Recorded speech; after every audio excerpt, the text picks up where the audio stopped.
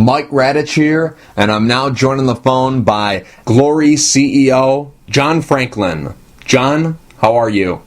Hey, I am great, Mike. A pleasure to join you here today. Great to hear that you're a Michigan guy like me. I grew up in Detroit. My first combat sports events in Detroit, so hey to all you Detroiters out there. You're from Huntington Woods originally? Yeah, that's right. Worked in Troy at the ski shop not far from where you are right now. Went to Berkeley High School. Nice. Your first event of 2016 is coming up on February 26th, and it's going to be GLORY 27 Chicago, and the main event features the rubber match between GLORY middleweight kingpin Artem Levin against challenger Simon Marcus. These two guys have fought in the past, and even though it's the rubber match, in a roundabout way, I guess it kind of isn't the rubber match because Artem Levin, the champion, is winless against the challenger Simon Marcus. The first time they fought was under Muay Thai rules, with Simon Marcus coming out on the winning end, and the second fight that happened back at GLORY 21 San Diego ended in a controversial draw, with many people, including myself, thinking Simon Marcus did enough to win that fight and take the belt away from Artem Levin. But the judges didn't see it that way. Now, I'm just curious, how did you score that fight? Well, I saw what I saw, and the judges saw what the judges saw. So it's hard to say. There was a lot of clinching. If I recall, I think Levin even had a point deducted. So coming off that point deduction and still, having a draw in the fight, which allowed him to keep the belt, was, a bit surprising. But, the judges are picked by the California State Athletic Commission. We do not control them. We don't pay them. We have nothing to do with them. The whole system is designed so the promoter has no influence over, the judging and the referee.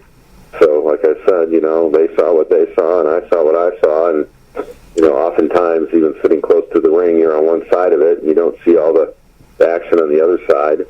It was certainly a tough fight for the referee because there was a lot of clinching and butting going on, and our rules don't allow for clinching. So, there's a lot of separation, and Levin hanging tight and holding, and again, I think he was penalized one time for that, and it was what it was. So it's pretty exciting to get them back in the ring and see if they prepared differently for this one, see if if each guy's got a bit of a different game plan going in, if there's going to be any surprises, if it's going to be the same fight we saw before.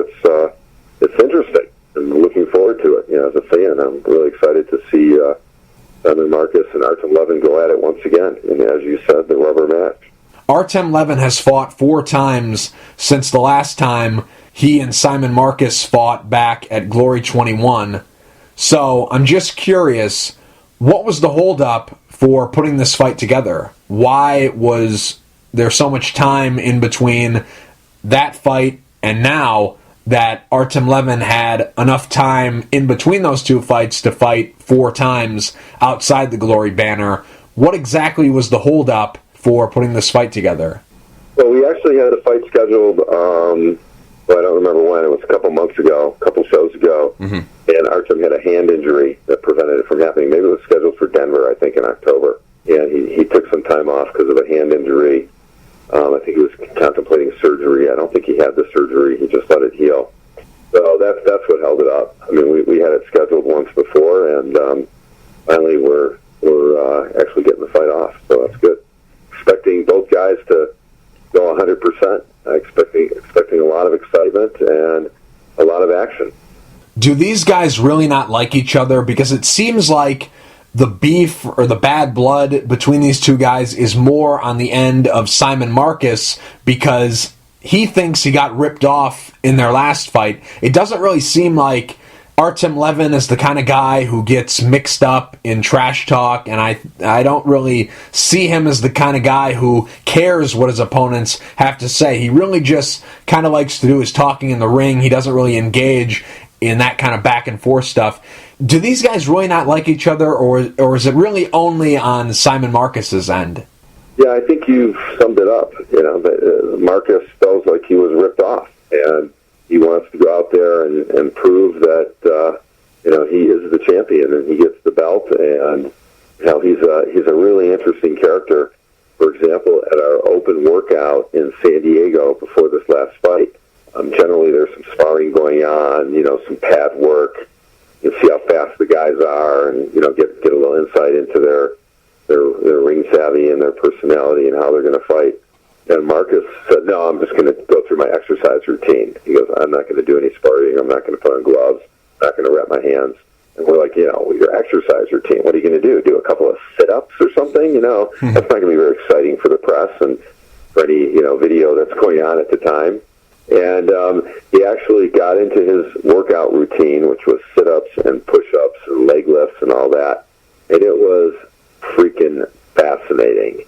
He did like 1,000 push-ups, like in 2 minutes. He did, 1 million, leg up, back up sit-ups in a minute. He just, people were standing there watching this with bated breath. It was incredible. So, these guys are unique guys. They train their own way.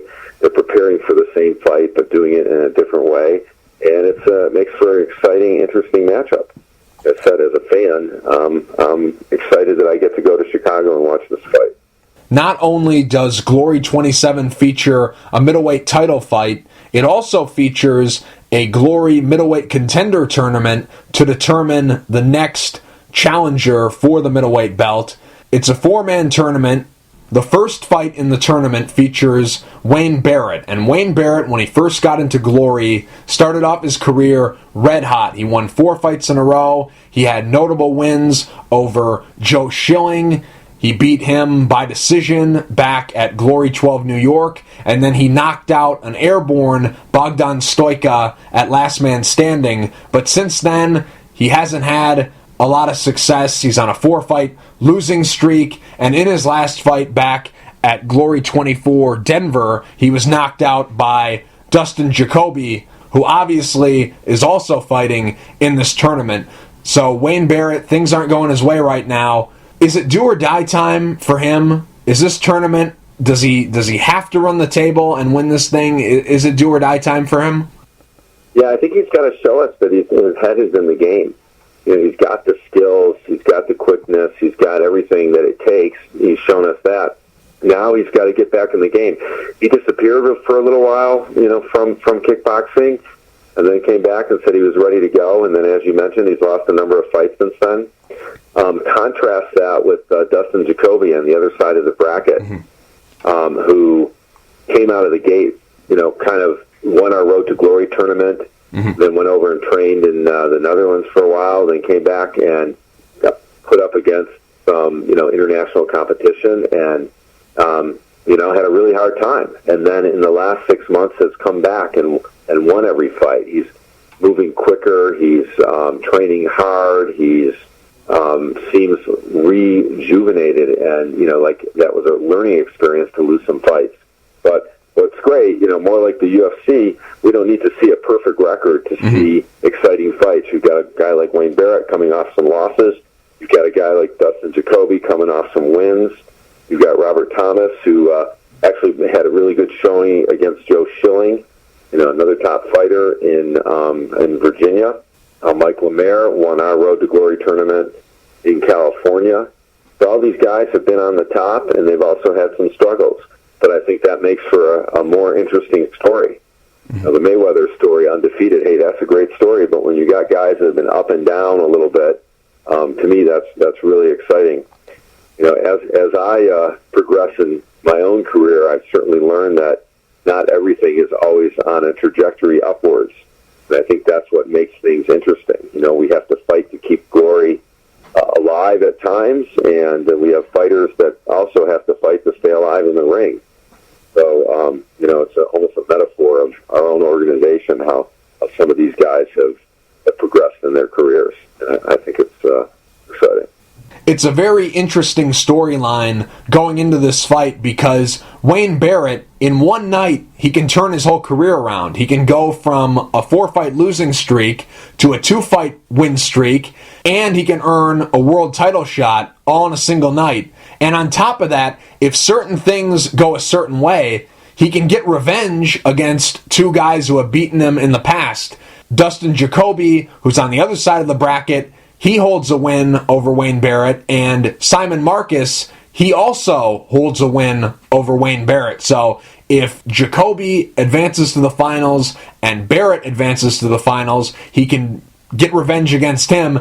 And if Simon Marcus is able to defeat Artem Levin and become champion, if Barrett is able to win the tournament and those scenarios play out, he can get revenge on both those guys. Then on the other side, we have Robert Thomas. And Robert Thomas is a very young, hungry Canadian fighter, very talented, and the storylines just keep coming because he's lost to the champion Artem Levin. So if certain things go a certain way, Robert Thomas, if he wins this tournament and Artem Levin retains the title, he can go and try to avenge that loss. So there's a lot of interesting storylines right here. But right now, Wayne Barrett versus Robert Thomas, what are you expecting from this fight?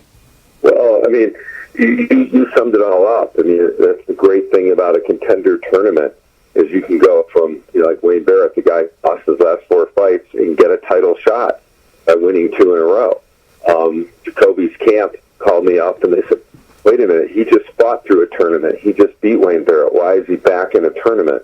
Not understanding that the tournament he won was a challenger tournament. He won a Road to Glory tournament. He won a challenger tournament. But he still has to, win a contender tournament to get a shot at the title. Dustin himself, is 100%. He's excited about it. I personally like the guy. He's, consummate rags to riches story. Was a football player, got into combat, drove 12 hours from Missouri to Tulsa to enter our Road to Glory, cut his way through without a lot of kickboxing experience, went and got the experience, and then even had a harder time. Mm-hmm. So, he's been through it all. I think he's a great story. I think he'd be a great champion. So like you said, lots of good storylines, from each of these guys. For Wayne Barrett, it's the ultimate shot at redemption. Coming off 4 wins, now he can win 2 fights and get a shot at the title. Rags to riches in one evening. So a lot to look forward to and a lot of excitement in Chicago. I really think if Dustin Jacoby wins this tournament and then goes on to win the Glory Middleweight Championship, that HBO Real Sports with Bryant Gumbel should do a piece on this guy, because like you mentioned, he has such an interesting story. Here's a guy who didn't grow up doing martial arts. He's a football player turned mixed martial artist turned kickboxer, and the way he got into kickboxing, like you touched on, it's a very interesting story. He's someone who showed up last minute. He was a last minute replacement. He showed up and won the Extreme Fight Night 11 Road to Glory 95 kilogram tournament by defeating tournament favorites Randy Blake and Brian Collette, and also Roy Boughton, all in a single night and all by TKO or KO. He ran the table in that tournament, and he got into Glory that way. It was a great night. It was one of my first initiations into Glory, and it was super exciting. Randy Boom Boom Blake, Glory was like in its infancy then. I think we were on Glory 5 or 4 or something coming out of Tokyo, Glory 4, and that was just a few months later. But, Randy Boom Boom Blake was someone that Dale Cook, the old kickboxer from the 80s and 90s, it was his protege. He's the guy that's going to be the world champion. Dale, had him there to sell tickets, but really thought he should be in Glory events without even having to go through a Road to Glory tournament. There was prize money on the line, and Randy agreed to do it, and, he got taken out. And then Brian Collette, coming out of Virginia, also, Brian the Lion, he thought this tournament was really his to win. Nobody really figured Dustin Jacoby, last-minute entry, drives his car. I forget who dropped out, but Dustin came in at the last minute. MMA fighter, had fought some UFC fights, had fought Titan fights, and really was the unexpected winner there.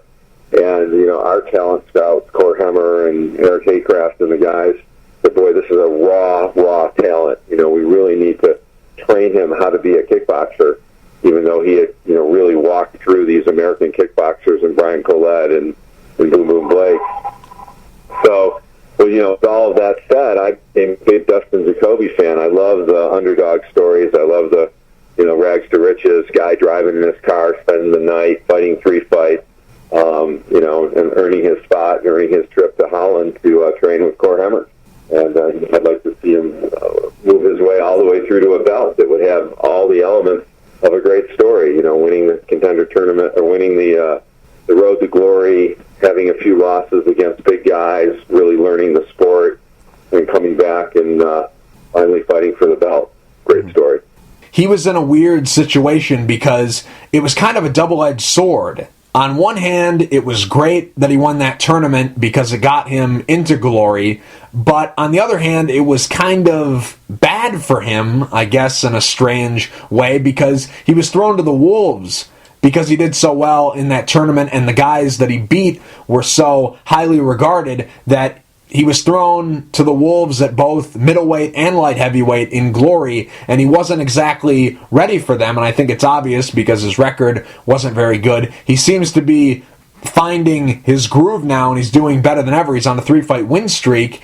Now he gets a chance to avenge a loss because he's fighting Mike Lemaire, and Mike Lemaire defeated Jacoby back at Glory 17 Los Angeles. He won the fight by decision. So now Mike Lemaire, he's got an opportunity to potentially avenge a loss as well. Should he get by Dustin Jacoby, he's also suffered losses in the past to both guys who are competing on the opposite end of the bracket. He's lost to Robert Thomas and he's lost to Wayne Barrett. So he has an opportunity to right some wrongs in this tournament. But first, he's got to get by Dustin Jacoby. What are you expecting from this fight?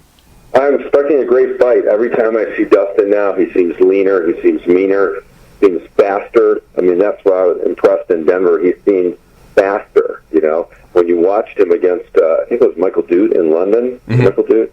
Mm-hmm. He just seemed sluggish almost, and I don't know if it was a jet lag or Dude was just that much quicker. You couldn't believe that Dude was getting in the leg strikes that he was. Dustin did not have a defense against that at the time, and now coming into Chicago, he's a far more complete fighter than he ever was. He's got a great camp. He moved from Missouri to Colorado, been training at altitude. I mean, he's in shape. He looks good. He's strong.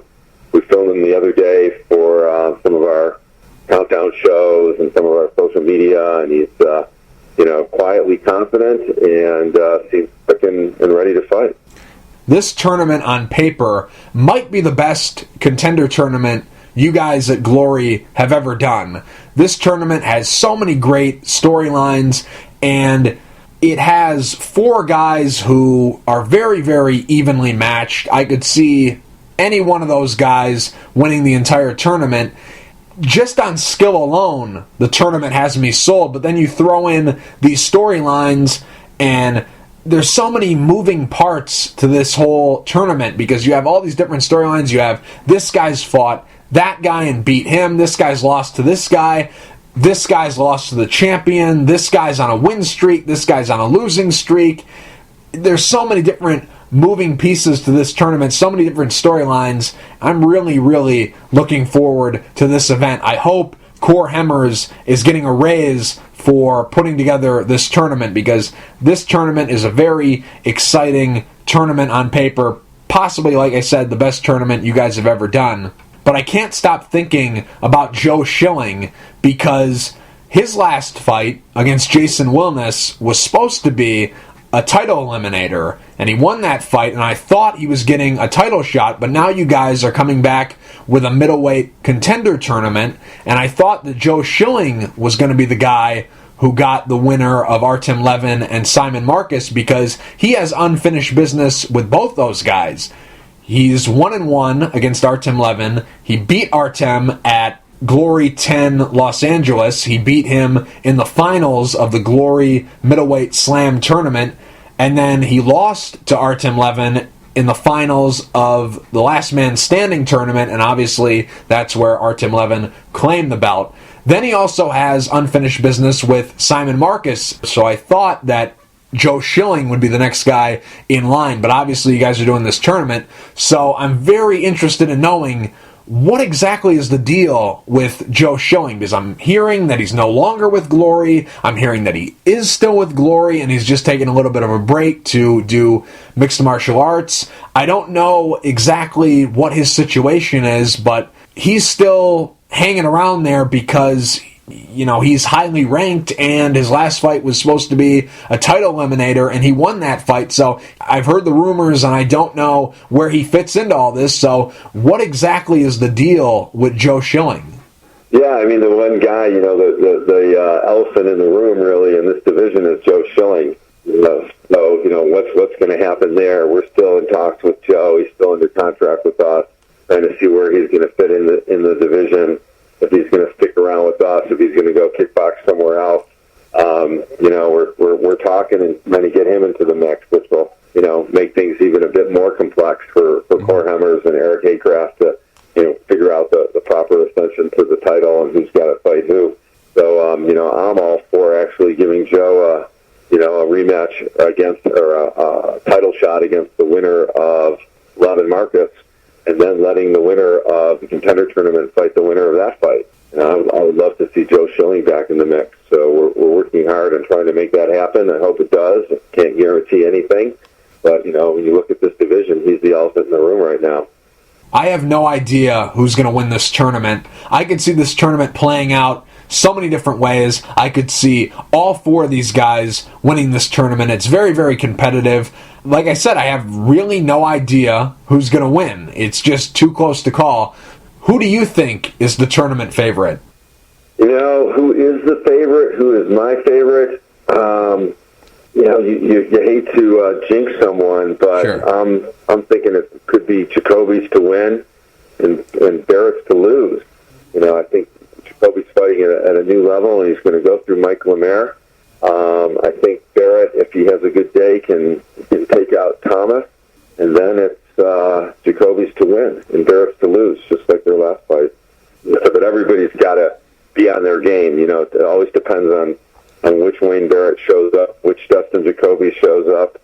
You know, and of course, you know, everybody's got a puncher's or kicker's chance to knock somebody out, which is what makes Glory Kickboxing so exciting. I mean, when you look at the Ronda Rousey fight against Holmes, what made the difference? Holmes is a kickboxer. She got in that head kick, and, you know, it was lights out. So that can happen at any given moment, which is what makes Glory so exciting. What other fights on this card are you looking forward to the most? Because obviously there's other fights on the main card, and obviously you guys always do your undercard that you call the Super Fight Series, so there's always those fights. Besides the main event and contender tournament, what other fights on this card are you looking forward to? Well, you know, Silva's got the epic name, so that should be good against Green. Our other Green, Casey Green, you know, comes from L.A. He's a protege of Korheimer's brother, or Korheimer's son, you know, so, you know, those guys always bring it on and come to fight. And, you know, I'll have to admit the other guys I don't know all that much about. Mm-hmm. But, you know, Anderson Silva, epic name, obviously same name as the UFC guy, different guy, Green, and Casey Green.